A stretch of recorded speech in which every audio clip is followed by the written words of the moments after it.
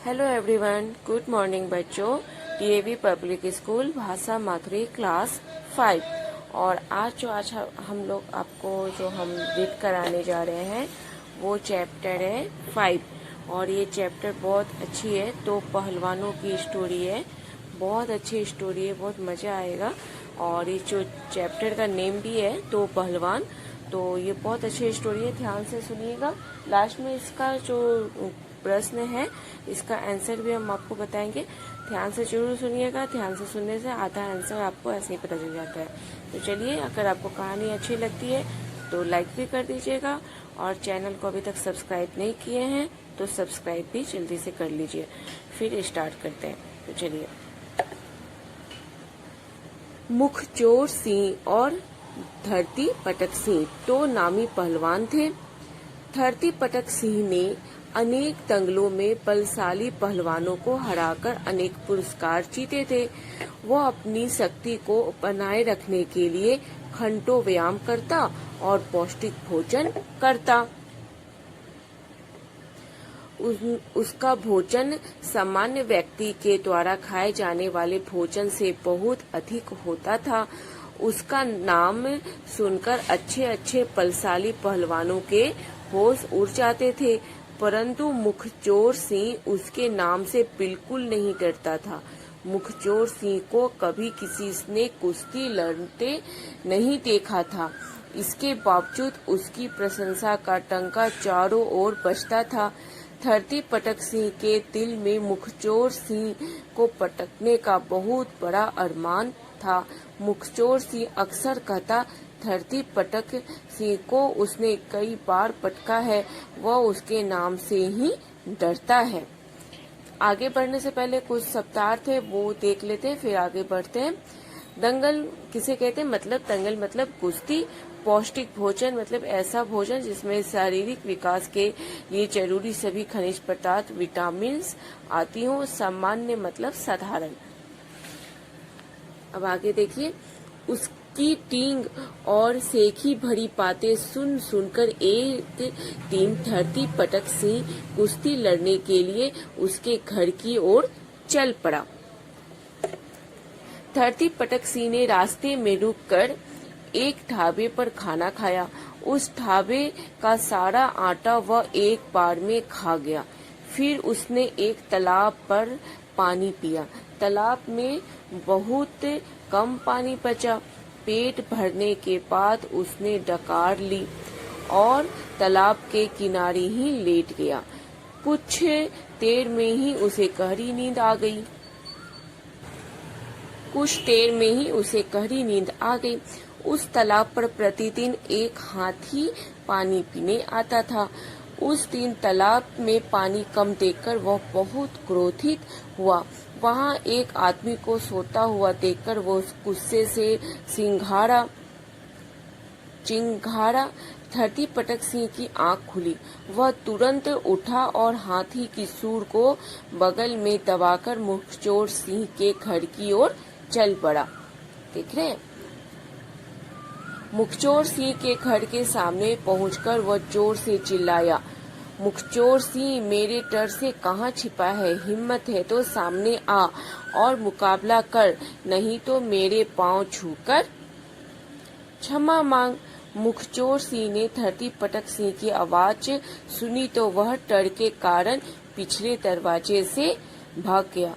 उसके जाने के बाद उसकी पत्नी ने ऊंचे स्वर में घर के भीतर से कहा, वे घर पर नहीं है। आगे देखिए।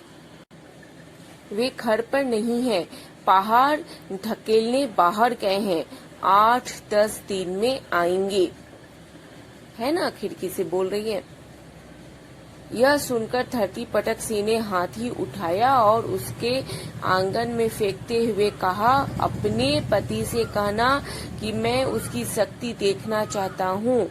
आंगन में गिरे हाथी को देखकर घर में मौजूद मुखचोर सिंह की पत्नी और बेटा दोनों घबरा गए। मुखचोर सिंह का बेटा बुद्धिमान था। वह अपने को संभालते हुए ऊंचे स्वर में बोला, माँ, यह पागल आदमी कौन है? इसने हमारे आंगन में चूहा क्यों फेंका है? इस चूहे का मैं क्या करूँगा? मैं इस चूहे का मैं क्या करूं? उसकी माँ ने समझदारी दिखाते हुए कहा, बेटा घबराने की कोई बात नहीं, अपने पिता को आने दे, उनके आते ही यह पागल तुम दबाकर भाग जाएगा। इस चूहे को झाड़ू से बाहर कर दे। आंगन में झाड़ू की आवाज धरती पटक सिंह के कानों में पड़ी। इसके बाद फिर मुखचोर सिंह के बेटे का स्वर उभरा, माँ यह चूहा तो नाली में गिर गया। धरती पटक सिंह सोचने लगा कि जब उसका बेटा इतना बलशाली है तो हो सकता है कि वह खुद मेरे जितना या मुझसे अधिक बलशाली हो। यह सोचकर वह थोड़ा भयभीत हुआ। अपने भय पर नियंत्रण रखते हुए उसने घर के बाहर खड़े एक खजूर के पेड़ को उखाड़कर ऊंचे स्वर में कहा, अपने पिता से कहना मुझे एक छड़ी चाहिए थी, इसीलिए मैं बाहर खड़े पेड़ को ले जा रहा हूँ। मुखचोर सिंह के बेटे ने चिल्लाते हुए कहा, माँ देखो यह पागल मेरे पिता की दातून लेकर भाग रहा है। पेड़ को दातून कहते सुनकर धरती पटक सिंह की आंखें फटी की फटी रह गई। उसे विश्वास हो गया कि मुखचोर सिंह से कुश्ती लड़ने पर उसे हार का सामना करना ही पड़ेगा। यह सोचते ही वह वहां से भाग खड़ा हुआ। कुछ देर बाद मुखचोर सिंह घर लौटा और अपने बेटे से पूछा, कहाँ गया वह कब्बी? बेटे ने उत्तर दिया, वह हमारा खजूर का पेड़ उखाड़कर भाग गया। उसने क्रोधित स्वर में कहा, मेरा बेटा होकर भी तूने मेरा नाम डुबो दिया। उसे करारा जवाब। आगे जाने से पहले कुछ शब्दार्थ थे, उसे देखते चलते हैं। नियंत्रण मतलब काबू रखना, कप्पी मतलब बिना आधार के बढ़ चढ़कर बातें करने वाले को कप्पी कहते हैं। अब यहाँ है ना, मेरा बेटा होकर भी तूने मेरा नाम डुबो दिया, उसे करारा जवाब क्यों नहीं दिया? तुझे मैं अभी नदी में फेंक कर आता हूँ, है ना। मुखचोर सिंह ने अपने बेटे को कंधे पर बिठा लिया और नदी की तरफ चल पड़ा। नदी गांव से बहुत दूर थी। वह पैदल चलते हुए सोच रहा था कि यदि उसका बेटा रास्ते में रोएगा तो वह समझाकर उसे क्षमा कर देगा, परंतु उसका बेटा आराम से कंधे पर बैठा रहा। मुखचोर सिंह ने उसे डराने के लिए कहा, नदी पास ही है। बेटे ने कहा, हाँ पिताजी, मुझे भी लहरें उठती हुई दिखाई दे रही हैं। बेटे का कथन सुनकर उसका क्रोध शांत हुआ। उसने उसे कंधे से उतारा और पूछा, मुझे सच पता, तूने उस आदमी से कुछ कहा या नहीं? बेटे ने उत्तर दिया, मैंने उसे कुछ नहीं कहा, परंतु अपनी माँ से कहा था कि एक पागल आदमी मेरे पिता की दातून लेकर भाग रहा है। मुखचोर सिंह ने उसकी पीठ थपथपाते हुए कहा, बेटे एक दिन तू दुनिया में अवश्य मेरा नाम रोशन करेगा। तो इस तरीके से ये कहानी कंप्लीट होती है। अच्छा लगा होगा आप लोगों को, जरूर आशा है। इससे रिलेटेड कुछ प्रश्न है वो देख लीजिए। धरती पटक सिंह अपनी शक्ति बनाए रखने के लिए क्या क्या करता था? तो इसका भी आपको बताया है कि वो रोज 3 व्यायाम करता था और पौष्टिक आहार लेता था। इसका आंसर देख लीजिए कि वह अपनी शक्ति को बनाए, यहाँ से है इसका आंसर, वह अपनी शक्ति को बनाए रखने के लिए घंटों व्यायाम करता और पौष्टिक भोजन करता। पहले का आंसर आपको पता चल गया। दूसरा है, मुखचोर सिंह अपने घर से क्यों भाग गया?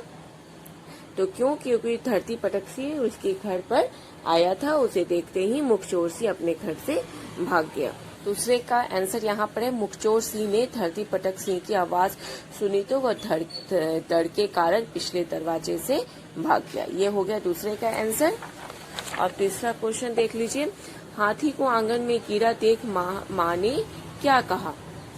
तीसरे का आंसर यहाँ से देख लीजिए, ये होगा, उसकी माँ ने समझदारी दिखाते हुए कहा, बेटा घबराने की कोई बात नहीं है, अपने पिता को आने दे, उनके आते ही यह पागल तुम दबाकर भाग जाएगा और इस चूहे को झाड़ू से बाहर कर दे। तो ये हो गया तीसरे का आंसर। और चौथा क्वेश्चन, लास्ट क्वेश्चन देख लीजिए, मुखचोर सिंह ने अपने बेटे को नदी में फेंकने की बात क्यों की? चौथे का क्वेश्चन यहाँ से देख लीजिए। कुछ देर बाद मुखचोर सिंह घर लौटा और अपने बेटे से पूछा कहाँ गया वह कब भी। बेटे ने उत्तर दिया वह हमारा खजूर का पेड़ उखाड़ कर भाग गया। उसने क्रोधित स्वर में कहा मेरा बेटा होकर के भी तूने मेरा नाम डुबो दिया। उसे करारा जवाब क्यों नहीं दिया? तुझे मैं अभी नदी में फेंक कर आता हूँ। तो यहाँ तक हो गया चौथे का क्वेश्चन। तो आपको सारा का आंसर हम आपको बता दिए। आगे जो पांचवा क्वेश्चन है वो है फिल इन द ब्लैंक्स। तो इससे रिलेटेड यहाँ पे दो ऑप्शन दिए, आपको दोनों में से जो सही ऑप्शन होगा वो आपको यहाँ भरना है। मुखचोर सिंह और धरती पटक सिंह दो नामी पहलवान थे। मुखचोर सिंह को कभी किसी ने कुश्ती लड़ते नहीं देखा था। धरती पटक सिंह ने रास्ते में रुककर एक ढाबे पर खाना खाया। मुखचोर सिंह का बेटा बुद्धिमान था। हो गया क्लियर आपका सारा फिल इन द ब्लैंक्स। अब छठा है कहानी में जो घटनाएं जिस क्रम में घटी उस क्रम से उन घटनाओं को क्रमांक दीजिए। नंबर वाइज आपको यहाँ पे करना है। धरती पटक सिंह ने तालाब में पानी पिया। मुखचोर सिंह धरती पटक की आवाज सुनकर भाग गया। मुखचोर सिंह के बेटे ने पेड़ को तातुंस बताया। मुखचोर सिंह के बेटे ने कहा कि उनके आंगन में किसी ने चूहा फेंका है। धरती पटक सिंह कुश्ती लड़ने के लिए मुखचोर सिंह के घर गया। मुखचोर सिंह ने अपने बेटे की पीठ थपथपाई। धरती पटक सिंह भाग खड़ा हुआ। तो कौन सा लाइन पहले आया, कौन उसके बाद आया, कौन तीसरे नंबर पे आया, तो ऐसे आपको नंबर वाइज करना है, क्रमबद्ध करना है। आगे है बातचीत के लिए है। धरती पटक सिंह ने मुखचोर सिंह के घर से क्यों भाग खड़ा हुआ, तो ये आप बातचीत करके बताइए आखिर क्यों भाग गया वो, आखिर नहीं भागता तो क्या होता, ऐसे करके आप बातचीत कर सकते हैं। दूसरा है क्या मुखचोर सिंह सच में ताकतवर व निडर पहलवान था, चर्चा कीजिए, या वो डरपोक था, आप अपने अनुसार चर्चा कर सकते हैं। तीसरा कहानी में पेड़ को छड़ी कहा है और दातुन भी क्यों, आप इन्हें क्या क्या कहेंगे, रस्सी, हाथी आप चर्चा कर सकते हैं कि आप क्या कहेंगे। तो एक पेड़ को यहाँ पे छड़ी और दातुन दोनों कहा गया, आप क्या क्या उदाहरण दे सकते हैं। चौथा है कहानी तो पहलवान को मुखचोर सिंह के बेटे की नजर से कहिए। तो पहलवान का तो मेरे पिताजी मुखचोर सिंह बहुत नामी पहलवान थे। एक पहलवान और था, उसका नाम था धरती पटक सिंह। अब आगे की कहानी आप कहिए मुखचोर सिंह के बेटे के जुबानी। तो ऐसे करके आप एक कहानी लिख सकते हैं। ये हो गया आपके बातचीत के अनुसार। दूसरा अनुमान और कल्पना। धरती पटक सिंह के हाथी को मुखचोर सिंह के आंगन में फेंक देने पर हाथी का क्या हुआ होगा, कल्पना कीजिए क्या हुआ होगा हाथी का। तो ऐसे सोचिए, या मरा होगा, क्या हुआ, माथा फट गया होगा, सोच कर बताइए। फिर है दूसरा, अगर धरती पटक सिंह मुखचोर सिंह से कुश्ती लड़ने में हार जाता तो क्या होता।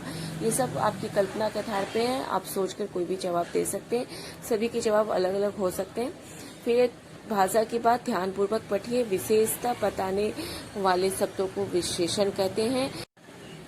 जिन शब्दों की विशेषता बताई जाती है उन्हें विशेष्य कहते हैं। विशेषता बताने वाला शब्द विशेषण और जो शब्द की विशेषता बताई जाती है उसे विशेष्य कहते हैं। उदाहरण के अनुसार नामी पहलवान, इसमें नामी शब्द विशेषण है और जिसके कारण विशेषता बताई गई है, पहलवान शब्द विशेष्य है। तो अब आप पाठ में आए 4 विशेषण और 4 विशेष शब्द छांट कर लिखिए। जैसे सारा विशेषण हो गया और विशेष से आटा हो गया। तो एक एग्जाम्पल आपको दे दिया गया है सारा और विशेषण का। तो इसी तरीके से आप चैप्टर में ढूंढिए कोई 4 वर्ड विशेषण से का, और इसी चारों वर्ड से रिलेटेड ये चारों वर्ड किसके लिए यूज किया गया है तो उसका 4 विशेष ढूंढिए। इस तरीके से विशेषण विशेष आप समझ गए कि क्या होता है। फिर दूसरा है पाठ में से इन शब्दों के समान अर्थ वाले शब्द ढूंढकर लिखिए।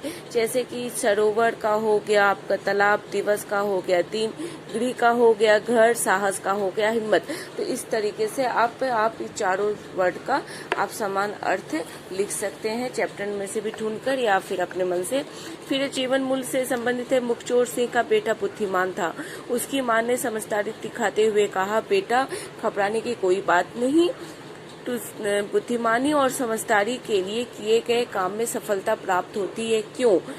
क्यों हमें बुद्धिमानी और समझदारी से काम करने पर सफलता प्राप्त होती है। तो इसको आप चर्चा में बता सकते हैं, अपने घर में अपने बड़े को, अपने पेरेंट्स को, अपने टीचर्स को बता सकते हैं। तो इस तरीके से हो गया, पहला का आपको पता चल गया। दूसरा है, मुखचोर सिंह का बेटा इतना बलशाली है तो हो सकता है कि वह खुद मेरे जितना या मुझसे अधिक बलशाली हो। यह सोचकर वह थोड़ा भयभीत हुआ। जीवन में भयभीत होना उचित है या अनुचित, ये आप बताइए, क्या उचित है भयभीत होना या अनुचित है? तो उचित है, क्यों उचित है? अनुचित है तो क्यों अनुचित है? तो ये आप सोचकर आप आंसर दे सकते हैं अपने पेरेंट्स को, टीचर्स को। दूसरा है, हमें अपने भय पर नियंत्रण रखने के लिए क्या क्या करना चाहिए, तो ये भी आप सोचकर बता सकते हैं। फिर कुछ करने के लिए आपके लिए, हम सबको भी स्वस्थ रहने के लिए पौष्टिक व संतुलित भोजन करना चाहिए। पौष्टिक भोजन में कौन कौन सी पोषक तत्वों का होना जरूरी है, वे हमें क्या क्या खाने से मिलते हैं, नीचे दी गई तालिका में लिखिए।